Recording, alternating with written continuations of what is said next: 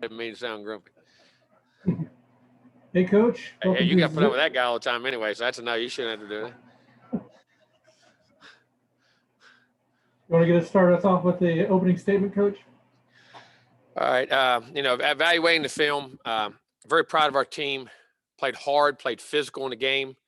Won a road game in the SEC, which is always tough. I know had some issues going into that place for quite a while from here from A&M, getting a win there.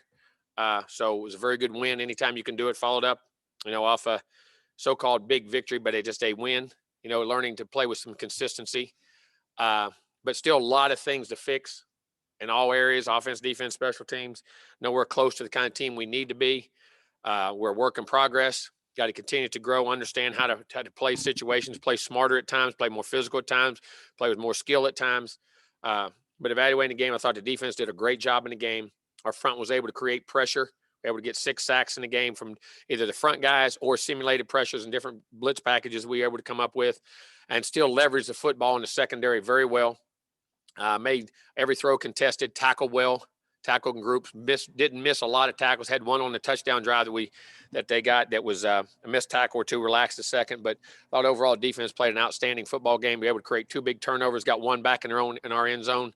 Miles made a great play on, and then Peavy able to create one and set up a score with a pressure, and they would pick it up, and him, Clemens, and Hansford, I believe it was Buddy and them that and Michael that created it.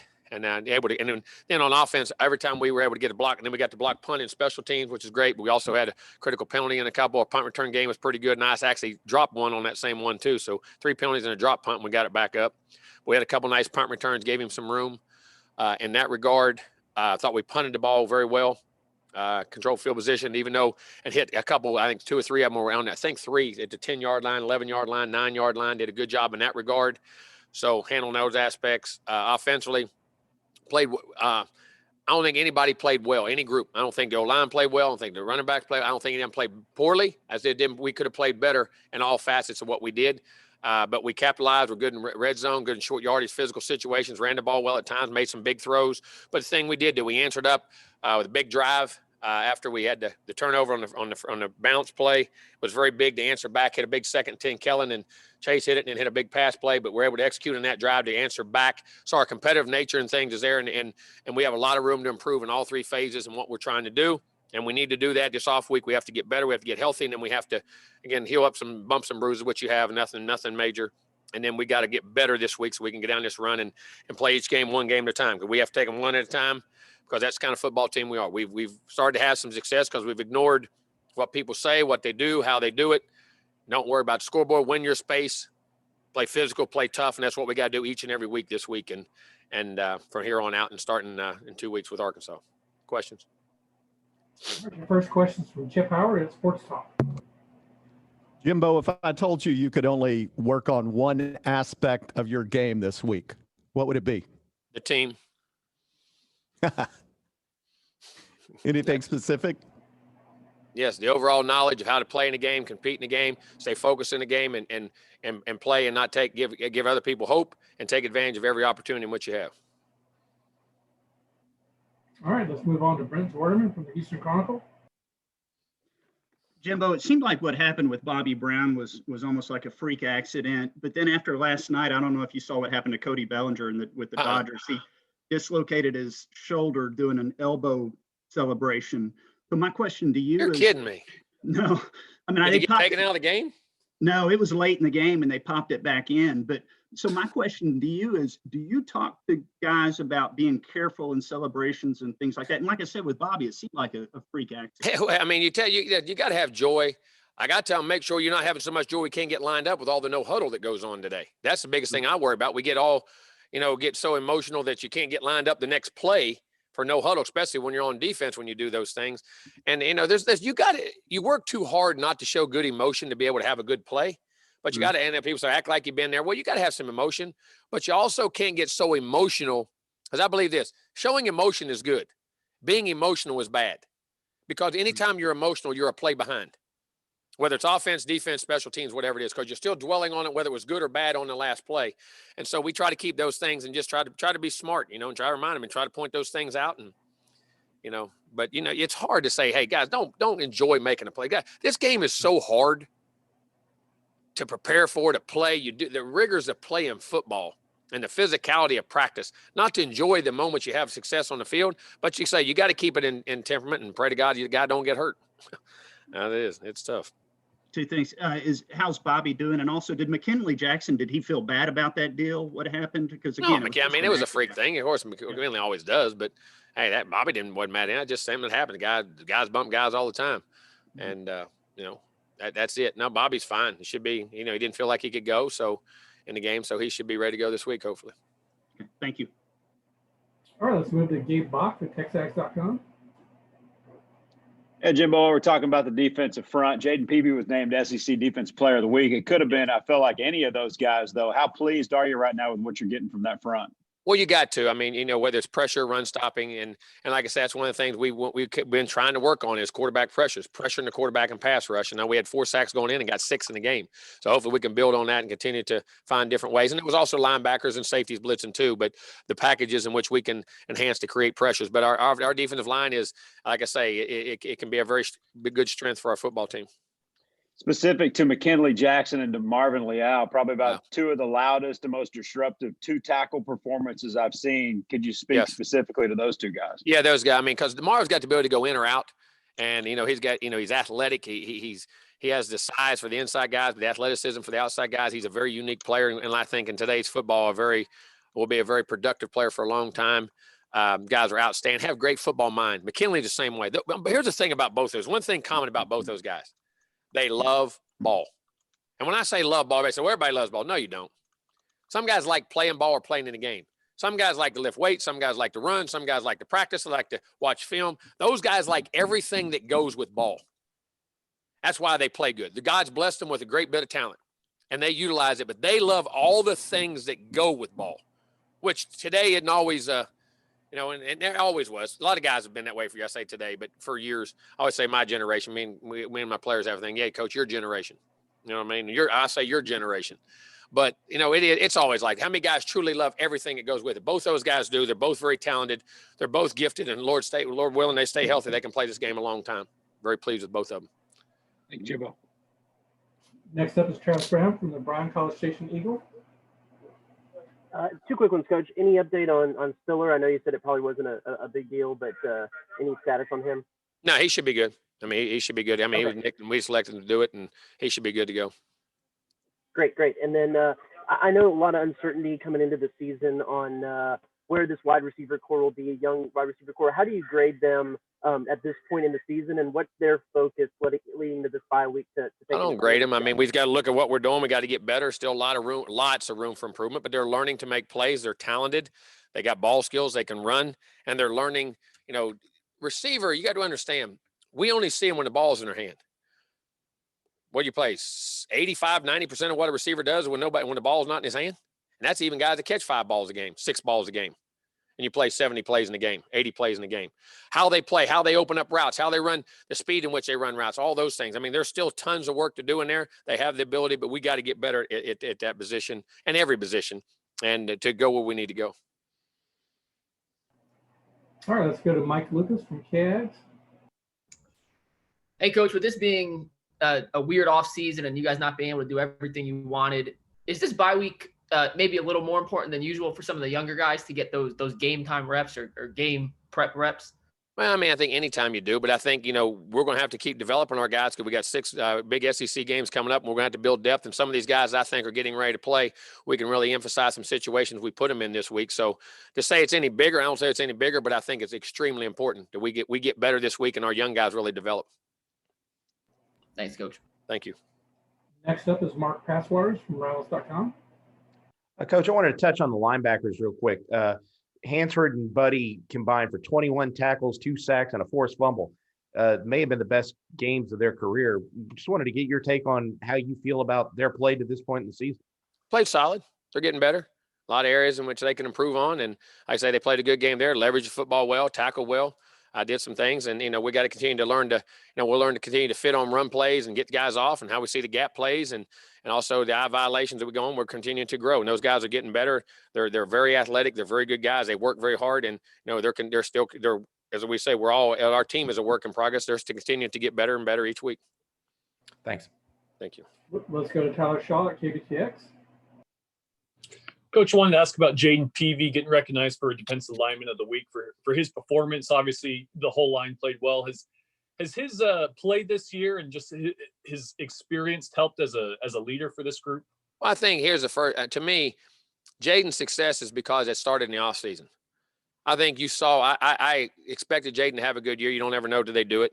But I think his offseason has been the best offseason he's had. It's amazing when you're totally invested in everything. Not that you weren't invested, but the total investment, that total commitment of liking everything that goes with ball, not taking days off as far as, I'm just getting through it today. I'm working hard. He has been tremendous in the offseason. And I think, as that goes anything, when you invest in something so much, man, it makes it hard to give up, and it gives it hard not to play hard when you get those opportunities. And I think he is really maturing and growing. His leadership has been very good, his whole demeanor, and it's showing on the field now. Thank you. Thank you. Move on to Justin Woodard from KAGS. Coach, we joked with Carson Green after the game that you guys were becoming a run first, pound and ground team. He said, "Oh yeah, we don't want Coach to have to throw the ball because that's what he wants to do the most." While you're trying to develop consistency outside, though, all joking aside, how nice is it that you have a running game right now that it seems to be clicking? We have to have balance. I mean, and I can say I didn't think we played great up front. I thought we played very average in that game. I thought we could play much better than how we did and how we ran the ball. We ran the ball better. You got to have balance. I don't want to throw it. I want to run it. I want to do both. I always have, always will. And there's times you got to run the football. You got to run short yardage, goal line, red zone, tight zone, last 4 minutes of the game. And you have to run it when they know you're going to run. That's when you're a tough football team. And we're learning to do that. We're running on our short yardages and getting down around the end zones. We're running the football, checking and running a good naked play action game. And in the last couple games, you see we've been able to take the air out of the ball. Even we did it last week on the turnover, got the field goal and took the clock against Vanderbilt. We got to run the clock out the last 5 minutes. And last week we took the last 5 minutes of the game out as we knelt down on the goal line. So we're learning how to do it then in different ways and different forms and hitting high percentage passes. Those are things you have to do. So we're learning to run it when you have to. The rest of the time is when the numbers say and what the matchups are. So we have to be balanced, and we're getting better at that. But there's still, I go back, you watch the film, there's still a lot of yards we're leaving on the field. All right, let's move to Kirk Bowles from the Austin American Statesman. Jimbo, do you feel like after 4 games y'all formed an identity that you can count on week in, week out? Yeah, I'm hoping we're molding it there, but you got to see, because we're still leaving too much on the field. Like I say, I think we've won some games, but we still haven't played close to our capabilities. I think from a competitive nature, hopefully that we'll compete in games and not look at the scoreboard and worry about results, that we'll play. That's the nature I want to depend on. That, we're going to be relentless in how we compete, how we play, what we do. And no matter what happens the previous play, we're playing the next one and stay in the game and be able to make critical plays and learn to play critical moments better. That's what we have to do, and learn how to understand that it's expected to play well. You should play well, and how to play well. And that's hopefully what we're hopefully developing, and we're in the progress of trying to grow into. And are you telling your team not to read clippings and social media? Yeah, it's all, man, it's all garbage. It's all poison. Listen, right now, we need to worry about next week and how we get better this week. And then play and then get ready for Arkansas and play it, and don't worry about the scoreboard, win your space. You can't worry about what y'all say. And I don't mean that in any disrespect to any of y'all. Y'all going to write your story, say what you're going to say. We have to play. We're in a results-based world, and what we do and how we prepare to play. And you can't believe the poison that's out there, good, bad, indifferent, whether it's bad or it's good. What matters is what's in that room and what you believe with your players, coaches, and organization. And you play the next play, win your space, put your dominance on somebody else, put your will upon somebody else, and play. And that's what we need to stay focused on, and not anything else. Thank you, Coach. Let's move to Andrew Hattersley from 247 Sports. Hey, Coach, since you guys aren't able to go out on the road this week, how do you guys plan to use this bye week as a coaching staff? We're going to coach our team, get it better, get ready, prepare for the upcoming games, different things, and different opponents down the road. We'll really break down a tons of film and have our things. We have an extended game plans and some things that people cause us problems on. And of course, we'll stay in recruiting. We're going to stay on our recruits like we have been all year, still calling, texting, doing all the things that we're allowed to do, FaceTime and whatever we can. Thanks a lot. All right, let's go to Chuck Carlton and then Zach Taylor. Jimbo, a little bit off topic. I was curious with everything that's been going on with COVID and coaches recently. Nick may or may not have had it, Mike Norvell, other guys. was just curious during, before the season, did you kind of set up a line of succession in terms of how you would handle things, and how weird was that, and what goes into kind of a thought process like that? You do. I mean, you went through it. I went extensively through it, and what I want to do and what will happen when it happens and why it happens. And it's very much like writing your own will. Like you're not going to be there. It's totally different. And who you put in charge of situations, and why they're there and what goes on, in your opinion, on because of how, not just necessarily their abilities, but also their abilities, but how you want things done yourself too, which is a big part of it. And so we get into that realm. So it's very different. It was something I ain't never had to do in a long time, or had done for me even when I was an assistant. So it is very different. All right, let's move on to Zach Taylor from WTAW, and then Chip Howard. Yeah, Jimbo, typically it seems like coaches allow for their players to have a little bit of time off on bye weeks, maybe go see a family. With COVID-19 and everything else going on, are you going to be allowing your players to I can't stop. You can't stop them. I mean, they can go all they want. You have to tell them to be smart, just like I always have. You have to understand your decisions. They can go home. I mean, after games, how do I stop them from seeing their families? When their families come to the game? Well, it's no different. I mean, it's no different going anywhere. Where you go, what you do, and who you're around is going to be the same no matter whether you're here or there or what goes on. So, I mean, they got all the free time during the day to do things that there's nothing we can stop them from doing. But you just got to make sure you're around people that have been tested, cleared in their protocols, and be smart and don't jeopardize the team in any way, shape, or form. Thanks. Well, let's move to Chip Howard from Sports Talk, and then Jennifer Streeter. Jimbo, what will you do on Saturday? Will you watch some games, or are you one of those that wants to get away if you have a few hours? If I can, I'll be with the family. I may watch some or here and there, depending on what they want to do or what we're doing, or if we're out we go out in the country or do something, or spend time with my boys, we hunt or do something. I mean, it could be anything. And I'll, after a ton of prep, so I'll try to spend a little bit of time with the family, boys, Courtney, everybody, and see what's going on Saturday and spend some family time. Thank you. Thank you. All right, we got a couple more questions. Let's go to Jennifer Streeter at the battalion, and then Dave Pop. Hey, Coach, especially coming off of Chapman's injury, how do you feel about Chase Lane? He's growing. He's learning how to play. He's a young receiver. He has a lot of ability. Very smart young man, very versatile, can catch it deep, short, run with it. He's getting better and better each week and becoming a bigger part of our offense. Thank you. Thank you. All right, last on the question queue is Gabe Bach from TexAgs.com. Hey, Jimbo, in regards to Isaiah Spiller, did you see this coming during camp, and what are some specific things he's done to become a more complete back in the SEC? Well, he's learned to play, and we're blocking well. And like I say, he's running well, and there's still a lot of runs that I think there's leaving yards out there too. I think he's learning to be a pass blocker, which is something we worked hard in camp on. That he struggled with a little bit as a freshman last year, learning to recognize protections, he can catch the ball, but also becoming a better route runner, and how you run routes and how you learn to chip inside as not just carrying the football. And running back, people don't understand, has to do so many things, and he's doing a good job. And as I say, we're blocking well, and I think of Nias. When Nias is running the football, he's doing a really good job. He had some really nice runs when we put him in there the other night. So I think Isaiah is really growing. His size is learning to use his power. Got to learn to be a one-cut guy. Don't need to dance, need to run. Don't learn to run through color. Learn to, as I say, drop that shoulder in your leg and take 2-yard runs and make them 4-yard runs, 4-yard, 6-yard runs. That's what great backs do. The big ones come. But when you take those, all of a sudden the coach can hand that ball and it's like it's 2 or 3, and all of a sudden it's 2nd and 6, 2nd and 5.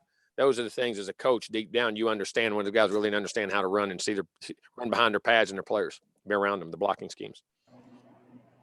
Thank you, Jimbo. Thank you. All right, that's all the questions we have for you, Coach. Thank you, guys. Have a great day.